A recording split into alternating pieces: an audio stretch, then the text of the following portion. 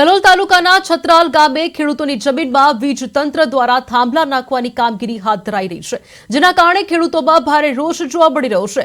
ખેડૂતોનું કહેવું છે કે તેમની જમીન પહેલેથી જ રેલવે કોરિડોર અને ઓએનજીસીના રોડમાં કપાઈ ગઈ છે। હવે બાકી રહેલી જમીનમાં વીજ પોલ ઉભા કરવામાં આવશે તો કહી શકાય કે ખેતીને મોટું નુકસાન થશે। GETCO દ્વારા 66 kV વડા સ્વામી લીલો લાઇન નાખવા માટે એચ ફ્રેમ ટાવર અને સ્ટ્રક્ચર ઊભું કરવાની યોજના છે। ખેડૂતોને નોટિસ આપવામાં આવી છે, પરંતુ તેઓએ તેનો ઉગ્ર વિરોધ કર્યો છે। આ મુદ્દે ગ્રામ પંચાયતે ખેડૂતોને સમર્થન આપ્યું છે અને વીજ તંત્રને રેલવે કોરિડોરની અંદર અંડરગ્રાઉન્ડ કેબલ નાખવાની ભલામણ કરી છે। ધારાસભ્ય કલોલે પણ કહી શકાય કે ખેડૂતોની માંગણીને સમર્થન આપ્યું છે। આજરોજ અસરગ્રસ્ત ખેડૂતો કલેક્ટર કચેરીએ જઈ આવેદનપત્ર આપ્યું હતું। ખેડૂતોનું કહેવું છે કે જો રેલવે કોરિડોરમાં અંડરગ્રાઉન્ડ કેબલ નાખવામાં આવે તો તેમની જમીન બચાવી શકાય છે, તેથી વીજ તંત્રએ અંડરગ્રાઉન્ડ કેબલ નાખીને સમસ્યાનું ખાસ નિવારણ લાવવું જોઈએ।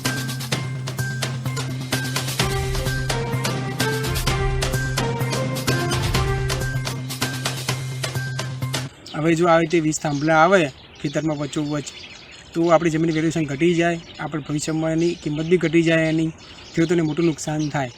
તો આવું જ થશે અને જો ઝેડકો અમે જે વિચાર રજૂ કર્યો છે એ વિચાર જો એ માન્ય નહીં રાખે અને એ દાદાગીરી કરીને કે કોઈ કાયદાકીય રીતે એવી રીતે કોઈ રીતે બી જમીનમાં થાંભલા નાખવાનું ચાલુ કરશે કે નહીં માને તો અમારે ઉગ્ર આંદોલન કરવું પડશે।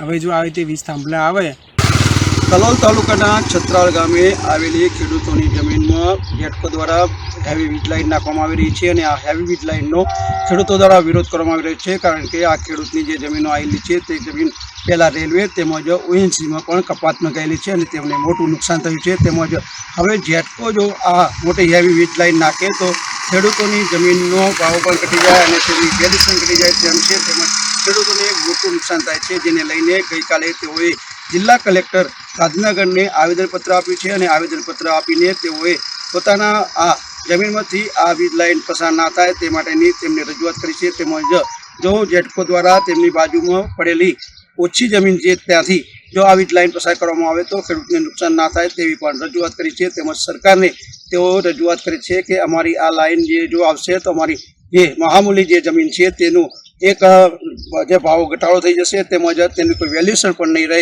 અને તેમને મોટું નુકસાન થવાની ચિંતા વ્યક્ત કરી છે અને સરકાર તેમજ કલેક્ટરશ્રીને આ વીજ લાઇન તેમના ખેતરમાંથી ના નીકળે તે માટેની રજૂઆત કરી છે। મહેન્દ્ર રાવળ, પાટનગર નેટવર્ક ન્યૂઝ, છત્રાલ।